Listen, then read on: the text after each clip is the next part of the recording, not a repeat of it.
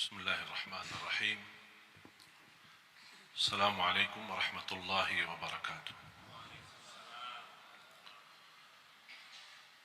الحمد لله رب العالمين، وأصلي وأسلم على أشرف الأنبياء والمرسلين سيدنا ونبينا محمد وعلى آله وصحبه ومن تبعهم بإحسان إلى يوم الدين. سبحانك لا علم لنا إلا ما علمتنا إنك أنت العليم الحكيم.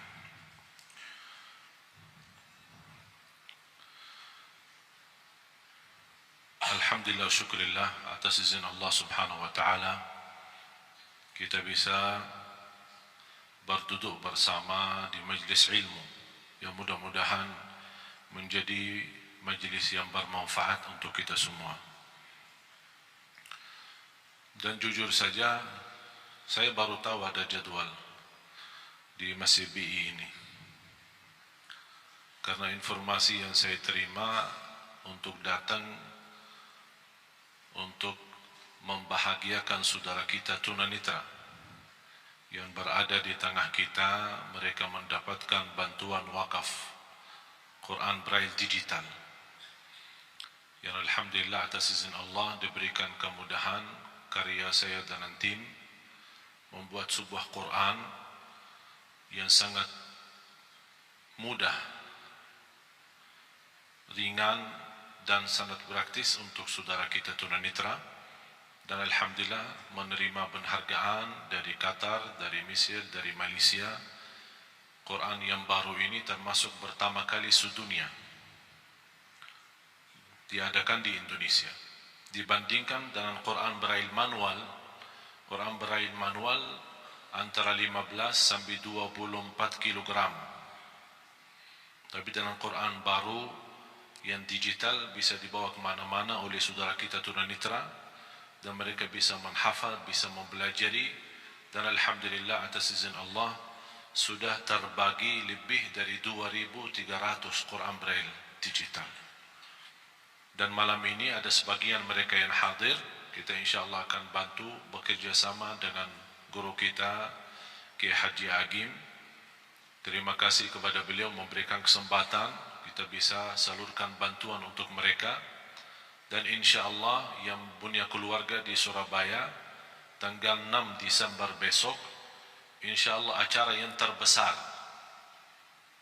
Tabligh Akbar sekaligus mengaji bersama 1.000 tunanetra yang akan hadir, dan mereka 1.000 itu akan masing-masing mendapatkan Quran Braille digital yang baru. Ini alhamdulillah semua atas izin Allah dan karunia yang dimuliakan Allah subhanahu wa ta'ala.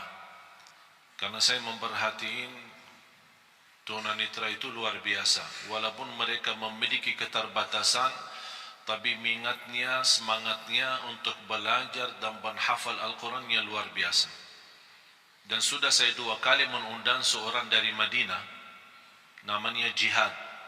Mungkin ada di antara bapak ibu yang pernah melihat di acara Hafiz Indonesia, seorang anak usia waktu itu 11 tahun, sekarang 12 tahun, dalam keadaan buta, tunanetra, menghafal Al-Quran 30 juz, dengan angka, halaman, kanan kiri, atas bawah, hafal tafsir Ibn Kathir, hafal lebih dari 6.000 hadis.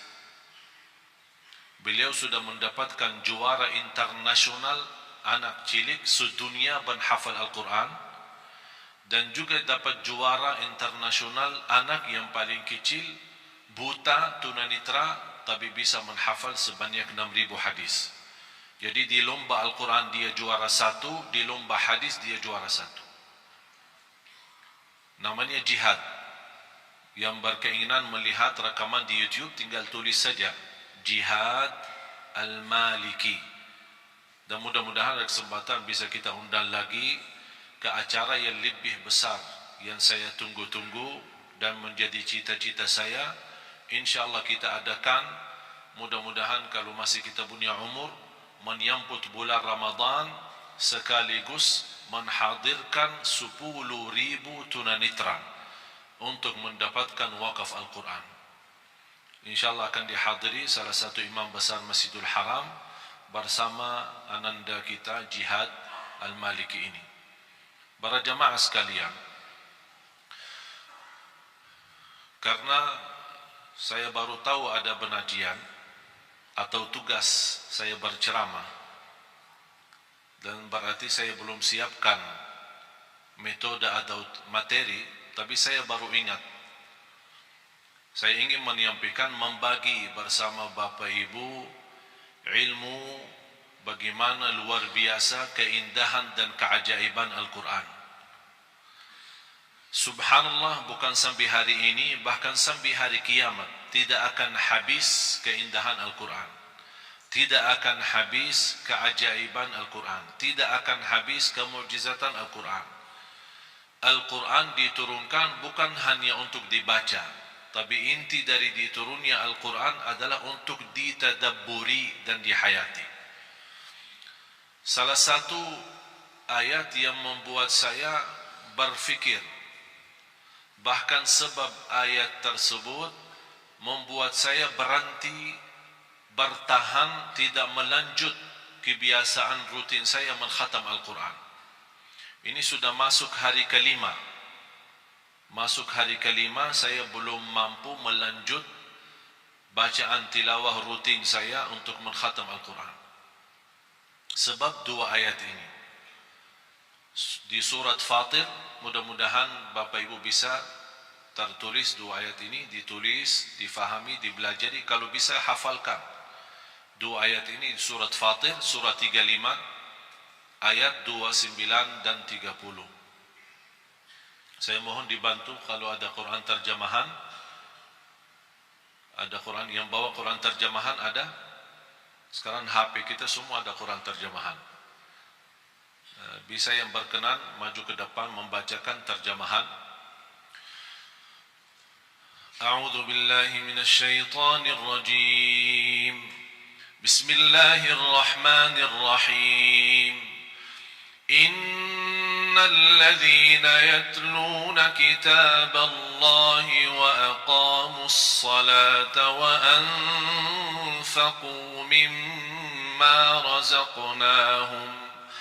وأنفقوا مما رزقناهم سرا وعلانية يرجون تجارة لن تبور ليوفيهم أجورهم ويزيدهم من فضله إنه غفور شكور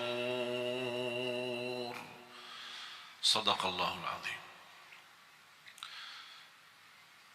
Ada yang bawa terjemahan? Bisa dibantu terjemahannya. Saya minta, karena walaupun saya sejak kecil menghafal Al-Quran, tapi subhanallah kadang-kadang ketika membaca, jujur saja jamaah sekalian, belum tentu semua bacaan kita 100% bisa ikhlas. Belum tentu 100% bisa merasa keindahan. Pasti ada satu saat tersentuh sebuah ayat. Di antara kita, pasti saya yakin berbeda-beda sukaannya ayat Al-Quran. Bukan berarti tidak suka ayat yang lain, suka. Tapi ada sebuah surah atau sebuah ayat lebih Bapak Ibu menyukai ayat ini daripada yang lain. Misal ada yang lebih tertarik kepada Yasin, ada Ar-Rahman, ada Al-Kahfi, ada surah Maryam, ada surah Yusuf. Ada yang sukaannya suratul Fatihah, ada yang sukaannya surat Qul Huwallahu Ahad. Macam-macam. Yang membuat kesukaan surah tertentu, yang membuat jauh lebih menikmati ketika membaca maupun mendengar. Apalagi kalau bisa mendengar dengan murattal yang fasih, bacaannya sempurna dan tajwid, dengan irama yang begitu luar biasa. Ini sangat membantu terasa oleh hati kita. Jadi saya jujur saja, saya bicara kebiasaan kondisi. Ketika kita membaca, misal contoh Rasulullah SAW pernah membaca satu ayat di suratul Ma'idah, ayat yang terakhir suratul Maidah, dua ayat terakhir suratul Maidah, ketika Rasulullah SAW salat malam, ketika sampai ke ayat itu, Rasulullah SAW mengulangi berkali-kali dalam salat tahajud sampai subuh, membaca ayat itu dan menangis, membaca dan menangis. Jadi ada satu saat ketika kita membaca, pasti istilahnya apa ya, barangkali hati kita saat itu terbuka atau sedang terbuka, sedang betul-betul siap untuk menerima cahaya Al-Quran, tersentuh. Apalagi disertai ayat Al-Quran dengan bacaan yang ikhlas, hayati, dan suara yang indah, malaikat pun turun dari langit. Malaikat turun untuk duduk sima' Al-Quran, mendengar Al-Quran. Jadi sebab dua ayat ini ketika saya baca, punya wirid, alhamdulillah kebiasaan setiap bulan 10 kali khatam Al-Quran. Tapi gara-gara dua ayat ini, sekarang sampai saya masuk hari kelima belum bisa lanjut.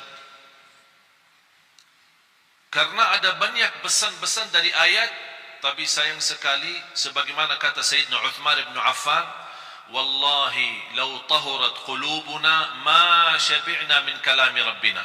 Kalau benar-benar hati kita suci, kata Sayyidina Uthman, tidak akan pernah puas sama Al-Quran. Tidak akan puas. Cuma masalahnya ini, dosa kotoran hati ini yang membuat kadang-kadang agak berat bersama hubungan kita bersama Al-Quran. Coba kita sama-sama gali. Dan kita setiap titik ayat, kata-kata, apalagi kalau ayat itu ada Asma'ul Husna, Aliyun Azim, Azizun Hakim, Ghafurur Rahim, Ghafurun Syab, itu tidak main-main.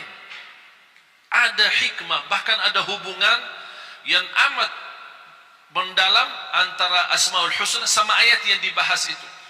Seperti Subhanalladzi asra bi'abdihi laylan minal masjidil harami ilal masjidil aqsa alladzi barakna hawlahu linuriyahu min ayatina innahu huwa as-sami'ul basir. Saya tertarik, kok kenapa ada sami'ul basir? Padahal peristiwa Isra Mi'raj peristiwa yang dahsyat. Fantasnya dari segi bahasa, saya bicara bahasa. Dari segi bahasa, fantasnya innallaha ala kulli syai'in qadir. Karena ini memang hanya dalam kekuasaan Allah. Tidak akan masuk akal manusia. Kalau kita bukan beriman, mana bisa percaya Isra Mi'raj? Karena ini peristiwa yang dahsyat. Bukan dalam satu malam lagi. Sebentar dari waktu malam, Rasul bisa berangkat ke tanah suci di sana Masjidul Aqsa dan menimami para Nabi dan Rasul seluruhnya. 312.000 para Nabi dan Rasul, mereka semua berkumpul di sana. Mereka menghadiri, ikut imam Rasul SAW. Begitu selesai Rasul SAW, mereka kan sudah meninggal. Ini kan di luar kemampuan fikiran kita. Bagaimana Allah kumpulkan mereka? 312 Rasul dan 24.000 Nabi semua berkumpul untuk bertemu dengan Rasulullah SAW, berbaiat sama Rasul, dan mereka menyaksikan Rasulullah SAW adalah Nabi yang terakhir dan Nabi yang mulia.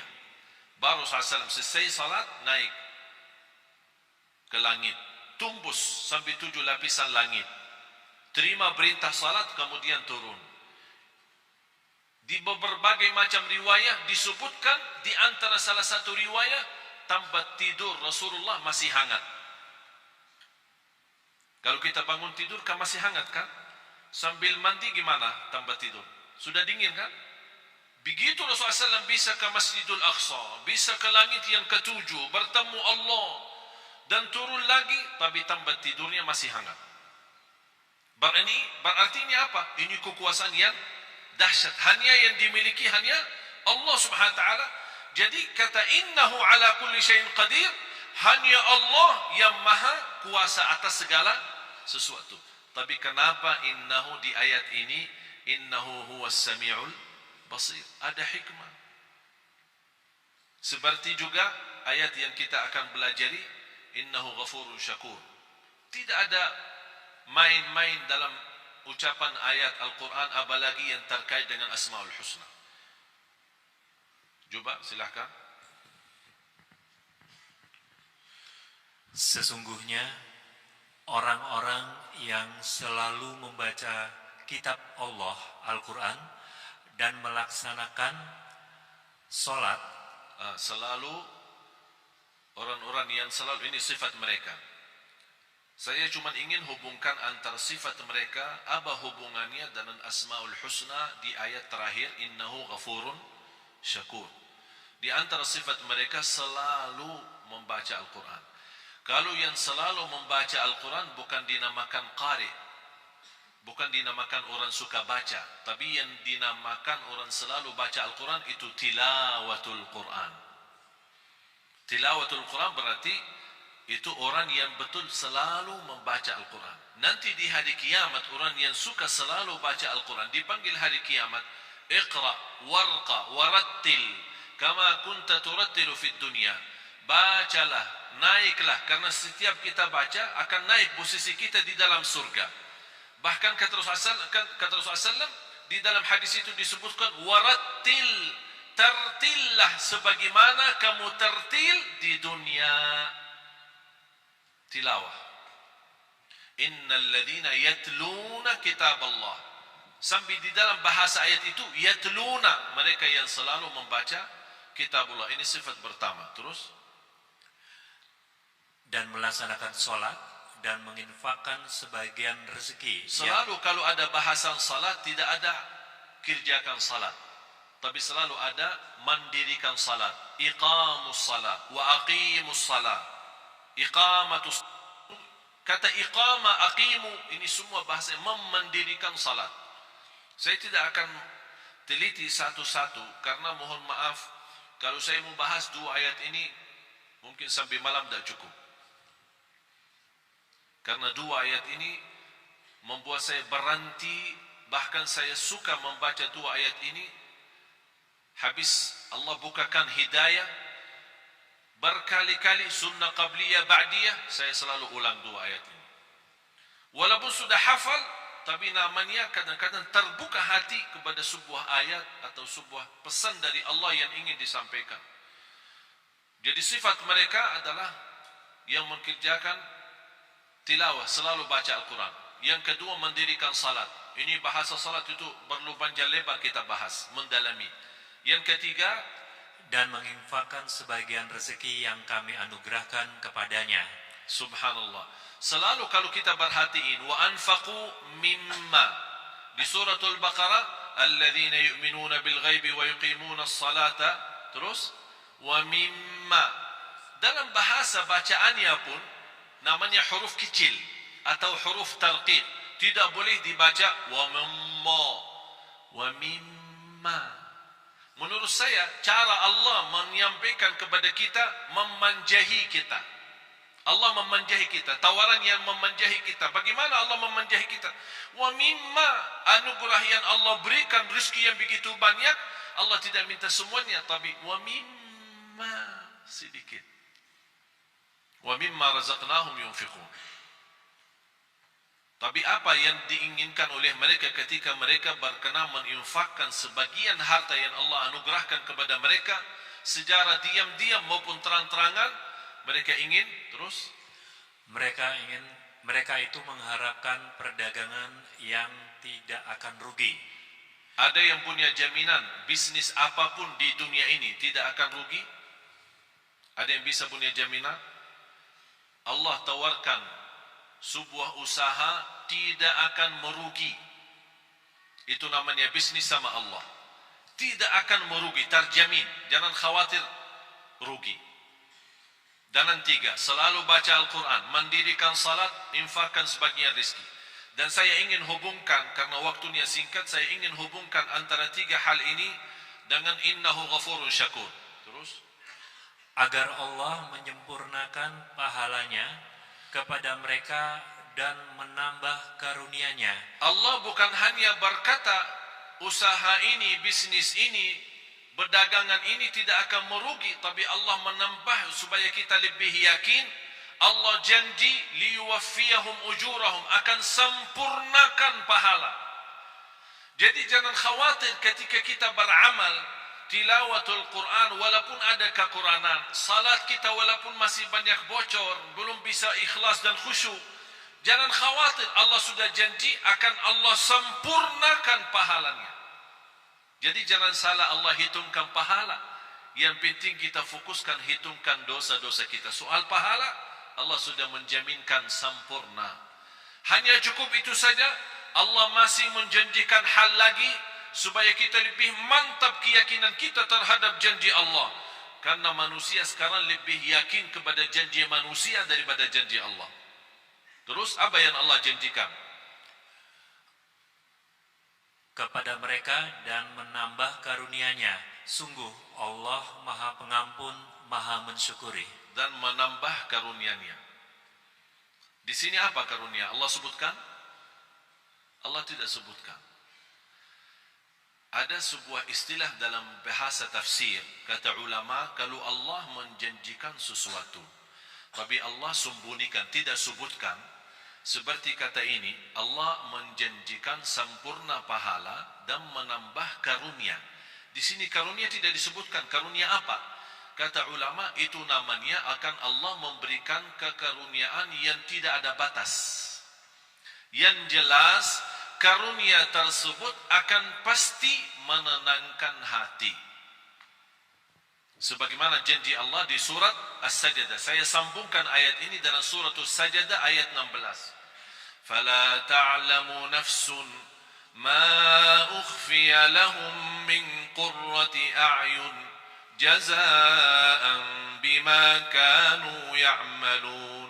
Tidak ada jiwa pun yang bisa tahu apa yang telah dirahasiakan, disembunyikan oleh Allah dari karunia-karunia yang akan menenangkan hati.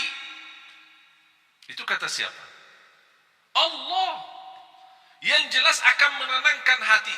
Mengapa ada bahasa yang akan menenangkan hati? Karena keinginan kita beda-beda. Ada orang diberikan mobil, belum tentu hatinya nyaman. Ya, terima kasih saya dapat mobil. Tapi dia punya keinginan yang lain. Ada sesuatu, barangkali sesuatu kecil, tidak begitu besar, tapi begitu dia terima, dia merasa bahagia, hatinya luar biasa. Itulah Allah membagi bahasa akan menenangkan hati karunia itu. Kenapa ya Allah? Jazaan bima kanu ya'malun, itu balasan Allah terhadap apa yang kalian telah kerjakan. Berarti apa yang kita kerjakan Allah balas. Bukan hanya balas pahala yang sempurna, tapi terjamin karunia yang akan menenangkan hati. Oleh karena itu di akhir ayat ini, innahu ghafurun syakur. Artinya, sesungguhnya Allah Maha Pengampun, Maha Mensyukuri. apa hubungan Allah Maha Mengampun dan Maha Mensyukuri? Allah Maha Mengampuni ketika kita membaca Al-Quran masih banyak kesalahan. Dari baca yang salah tapi tidak pernah baca Quran. Salah baca Al-Quran masih termasuk diampuni Allah daripada yang salah tidak pernah baca Quran. Artinya jangan ada yang berkata saya takut salah. Allah sudah berkata Allah Maha Mengampuni. Salat, pasti salat kita banyak kekurangan. Sunnah qabliyah ba'diyah, masbuk berapa kali, ketiduran salat subuh, Allah Maha Mengampun. Asal ketika kita salat harus kita juga komitmen sama diri. Jangan karena Allah Maha Mengampuni kita malah jadi malas-malasan. Justru harus kita menjadi orang yang malu. Allah memberikan kesempatan untuk kita bertaubat dan memperbaiki lagi supaya menjadi lebih baik. Salatnya lebih baik sama Al-Qurannya, lebih baik sedekahnya. Termasuk kata sedekah, apa urusan sedekah sama Allah Maha Mengampuni? Pasti dalam memberikan sedekah kita tidak akan terlepas daripada sifat bangga. Merasa diri, saya bersedekah. Itu ini orang lebih kaya tapi tidak pernah bersedekah. Namanya kan hati, perasaan. Ada ucapan-ucapan, barangkali kita tidak pernah ucapkan lidah, tapi perasaannya yang ucapkan, hati yang ucapkan. Allah mengampuni dosa itu. Terus syakur. Innahu ghafurun syakur. Saya ingin Bapak Ibu tolong kalau bisa belajari hafal dua ayat ini. Surah Fatir, surah 35 ayat 29 dan 30. Dua ayat saja. Belajari, dalami, kalau bisa hafal. Luar biasa manfaat dan dahsyatnya. Memberikan keyakinan yang luar biasa. Syakur. Apa hubungan syakur sama tilawatul Quran, baca Quran, sama mendirikan salat, sama sedekah? Pertama harus kita sepakati apa arti syakur. Ayo, apa arti syakur? Syakur kan Asmaul Husna, salah satu nama Allah. Kalau di bahasa Indonesia kan syakur itu yang maha mensyukuri. Tapi masih belum pas. Dan selalu saya sampaikan ke jamaah, belum ada dan tidak akan ada. Belum ada dan tidak akan ada bahasa yang mampu kupas isi Al-Quran selain bahasa Arab. Bahasa Inggris, bahasa Indonesia, bahasa Melayu, bahasa apapun, hanya kemampuannya terjemah saja. Isinya lebih dalam, lebih terlihat. Mutiara-mutiaranya, keindahannya, tidak ada bahasa yang bisa. Hanya bahasa Arab. Ketika saya membaca innahu ghafurun syakur, saya faham apa maksudnya syakur di sini dibandingkan dengan amalan yang Allah sebutkan sebelumnya.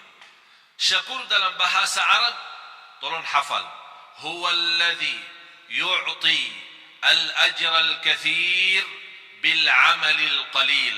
Yang artinya asy-syakur yang menjaminkan pahala yang banyak dengan amalan yang sedikit. Itu namanya syakur. Yang memberikan pahala yang banyak dengan amalan sedikit. Mau tahu buktinya? Salat kita berapa waktu?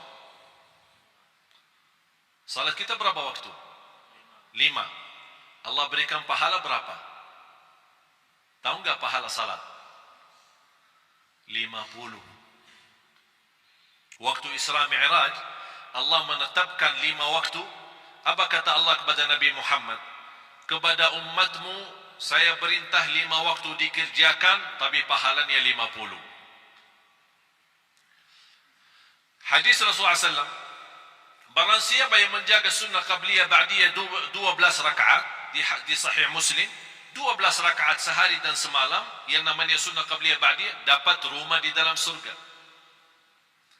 Barang siapa yang mengikuti salat subuh, ini hadis sahih. Barang siapa yang ikuti salat subuh berjamaah, dapat pahala seperti orang salat malam sepanjang malam. Padahal sepanjang malam tidur. Mana kita mampu salat malam sepanjang malam. Hanya dengan subuh jamaah, berjamaah subuh, pahala sepanjang malam kita dapat. Lebih dahsyat lagi, sunnah qabliyah subuh. Lebih baik, lebih besar pahalanya daripada dunia dan segala isinya. Itulah syakur. Amalan sedikit tapi pahalanya besar. Kalau Allah tidak syakur, memberikan pahala yang banyak dan amalan sedikit, kita tidak bisa kejar umur kita dibanding umat yang terdahulu. Satu malam Lailatul Qadar, Bapak Ibu, pahalanya 83 tahun, padahal umur kita belum tentu 83. Itulah syakur. Allah memberikan dengan amalan yang sedikit tapi pahala yang banyak. Saya tanya anda sekalian, ketika ada orang membantu kita, memberikan tolongan apapun, dari segi bantu pinjaman atau bantu kendaraan, kita perlu ada acara, kita pinjam mobilnya sebentar. Tapi di saat kita minta tolong orang itu dan dia berkenan membantu, kita benar-benar di saat yang sangat membutuhkan bantuan tersebut. Kira-kira bagaimana perasaan berterima kasih kepadanya? Tinggi kan? Setiap kita doa pasti ingat dia. Setiap ketemu terima kasih. Tak ada habisnya. Bertahun-tahun masih ingat, tidak akan lupa. Begitu juga Allah sifat syakur. Apapun amal saleh yang kita kerjakan, jangan khawatir Allah tidak akan lupa kebaikan kita. Tapi yang semestinya kita malu. Sebagaimana Allah tidak lupa kebaikan kita, Allah juga tidak lupa dosa-dosa kita. Tapi subhanallah, tanda Allah syakur, ketika kita berdosa, Allah perintahkan malaikat jangan dituliskan dulu. Disebutkan berbagai macam riwayat, diberikan kesempatan 3 hari supaya taubat. Kalau dia taubat sadar malu, diampuni dosa, tidak perlu ditulis. Dan begitu luar biasa syakurnya Allah kepada manusia. Dan amalan yang sedikit diberikan pahala yang banyak. Dan sedekah Allah subhanahu wa ta'ala, ini saya kaitkan antara hubungan Quran, sedekah sama syakur. Yang kita beri kepada Allah berapa? Dan yang Allah berikan kepada kita berapa? Rizki yang kita miliki Bapak Ibu, kalau kita mau hitungkan harus kena denda dan bayar, mana orang sanggup? Setiap mau hirup udara yang segar harus bayar. Setiap mau buka mata harus bayar. Mau tutup lagi harus bayar. Mau bergerak satu langkah harus bayar. Sanggup gak hidup? Tidak bisa. Tapi Allah memberikan banyak. Dan Allah tidak minta yang banyak. Zakat pun yang namanya zakat harta 2,5%. 2,5%. Mengapa 2,5%? Harta Allah berikan banyak, tapi Allah tidak minta yang banyak. Supaya sisanya buat nikmati. Silahkan nikmati. 2,5% setiap hari? Tidak. Kira-kira kalau setiap hari 2,5% gimana? Sanggup gak? Setiap bulan? Bukan. Setahun sekali. Contoh, pegawai, karyawan, orang bekerja yang menerima gaji. Kalau gaji anda 10 juta atau 5 juta. Ustaz, jangan 5 juta terlalu banyak. Ya udah 2 juta. 2 juta per bulan. Dalam satu tahun berapa? 24 juta. Berarti ada zakat kan? Tapi banyak orang salah hitung. Selama 1 tahun anda punya keperluan. Kontrak, ada kos-kosan, pulsa, makan di jalan, bayar ini, bayar itu, ada cicilan, tagihan handphone, cicilan, bajunya cicilan, semuanya cicilan.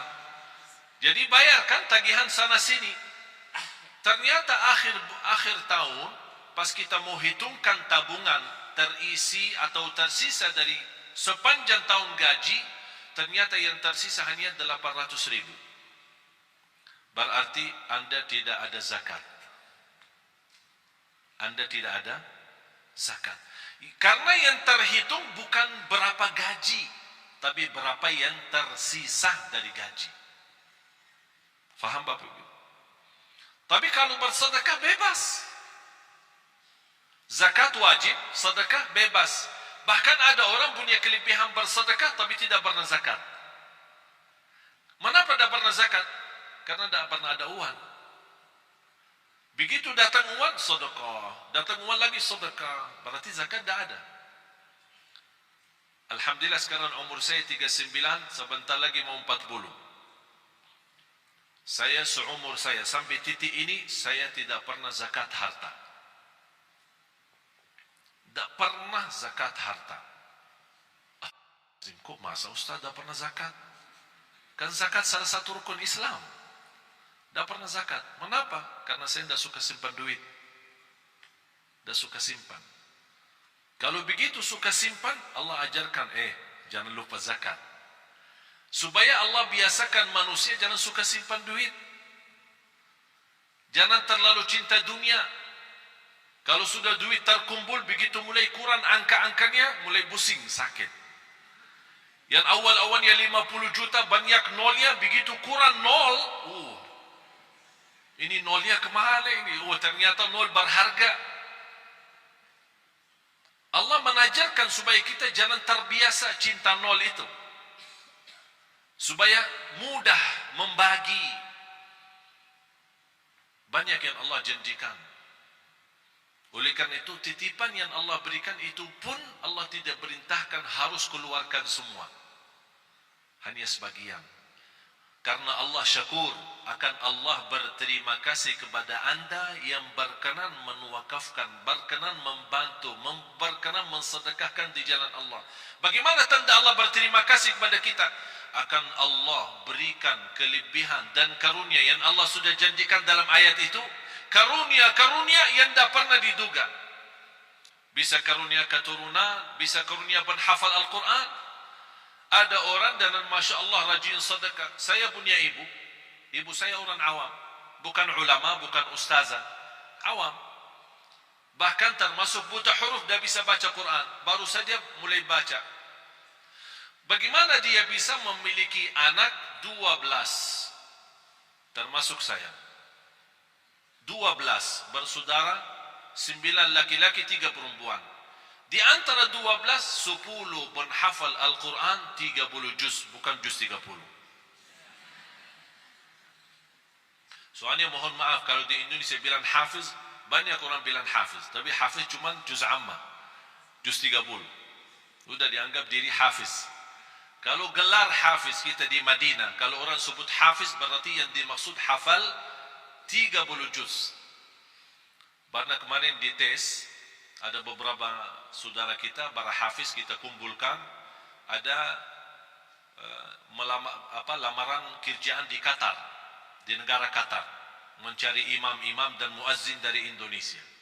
Yang hafal dapat gaji hampir 2.500 dolar US, tambah tinggal, tiket setiap tahun pulang pergi, dan fasilitas kesehatan, anaknya sekolah, dan yang lain-lain.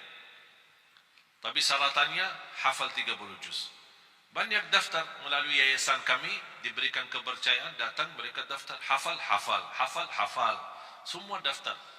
Pas hari ujian, di depan para petugas yang datang dari Qatar, sudah ini berapa hafal? 30 juz. Siap dites? Siap. Tapi mohon boleh enggak dites cuma 5 juz? Astagfirullah. Kau daftar 30 juz, kau mau dites 5 juz? Kenapa? 25 yang mana? Hilang. Jamaah sekalian dimuliakan Allah Subhanahu wa taala. Saya ingat ketika saya di bandara, saya bertemu seorang, saya tidak kenal. Tapi ternyata beliau dari Arab, kenal muka saya, sering lihat di YouTube. Dia tegur saya, Assalamualaikum warahmatullahi wabarakatuh. Dia bawa keluarga, istri sama anak. Begitu selesai salaman, biasa-biasa saja saya jalan, mau lewati imigrasi, saya lihat beliau antri. Saya bantu, punya keluarga, punya anak. Kalau kita ada kesempatan, saya yakin Bapak Ibu kalau di posisi saya, pasti kalau bisa bantu, pasti akan bantu mereka. Saya minta izin, mana paspornya, biar saya bantu. Saya ambil paspor, saya serahkan ke petugas imigrasi. Saya kenal mereka baik, alhamdulillah, dibantu, lurus. Apa yang terjadi? Bapak sama istri sama anak dilewatkan oleh petugas imigrasi tanpa diperiksa wanita. Wanita kan Arab cadar. Biasanya kalau masuk ke imigrasi harus buka cadar, disesuaikan dengan paspor. Tapi karena mereka bawaan saya tidak diperiksa, percaya, lurus, jalan. Ini cerita hampir sudah 3 bulan. Sungguh Bapak Ibu, sampai sekarang si ibu itu beribuan terima kasih kepada istri saya atas bantuan suami. Kenapa? Ini bukan hal biasa. Kita bisa diluruskan di depan imigrasi tanpa kita dilihat muka. Mereka menganggap perbuatan yang kita bantu hanya hal biasa. Menurut saya biasa, hal kecil. Tapi bagi mereka itu bukan kecil. Begitu luar biasa, setinggi harapan mereka, setinggi perasaan mereka untuk mengucapkan terima kasih. Padahal ini sudah 3 bulan lebih. Allah Subhanahu wa taala Maha besar. Lebih tinggi terima kasih Allah kepada manusia ketika berbuat kebaikan. Syaitan paling tidak suka istighfar. Mengapa setan tidak suka istighfar? Tahu enggak kenapa? Setan bekerja keras pagi, siang, sore, malam untuk menggoda manusia. Terjumus manusia, salah ikut setan, berbuat dosa. Begitu dia ingat Allah, astagfirullah, dia nangis malu. Sebab kata istighfar, Allah ampuni dosanya. Apa kata syaitan? Capek deh. Dari pagi sampai malam, aku godain, begitu berhasil, sebentar saja diampuni. Astagfirullah. Allah cinta istighfar. Apalagi istighfar yang mendalam hati. Betul paling dalam. Ucapan ini sederhana, tapi luar biasa. Ingat Bapak Ibu, bagi Allah sebagaimana di ayat ini, innahu ghafurun syakur, bagi Allah soal ampunan dosa sangat mudah. Paling enak, paling enteng, paling ringan bagi Allah ampunan dosa. Allah tidak keberatan mengampuni dosa kita. Wa inni laghaffarun liman taba wa amana wa amila salihan thumma ihtada. Kata Allah Subhanahu wa taala, aku ampuni, aku berkenan ampuni. Tapi bagi siapa? Yang berkenan taubat, yang berkenan istighfar. Oleh karena itu ketika kita bertaubat dan menangis, titisan air mata berharga di sisi Allah. Dari mana kita tahu berharga di sisi Allah?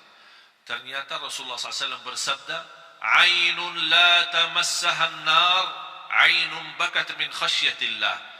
Bisa titisan air mata karena Allah, malu sama Allah, malu karena dosa maksiat, sebab titisan air mata, Allah jamin kita tidak boleh tersentuh oleh neraka jahanam. Berarti jamaah sekalian, air mata itu tidak main. Apalagi air mata yang menangis karena Allah Subhanahu wa taala. Oleh karena itu kita selalu beristighfar. Mudah-mudahan istighfar kita yang kita selalu membawa menjadi wirid kita sehari-hari, kita membawa ampunan Allah Subhanahu wa taala. Mari sama-sama berdoa, mudah-mudahan apa yang sampaikan, mohon maaf saya tidak bisa lebih mendalam karena ayat ini memang masih banyak rahasia-rahasia dan keilmuan. Mudah-mudahan apa yang saya sampaikan cukup bisa difahami, bisa dimanfaatkan, dan mudah-mudahan ilmu yang sama-sama kita pelajari menjadi ilmu bermanfaat.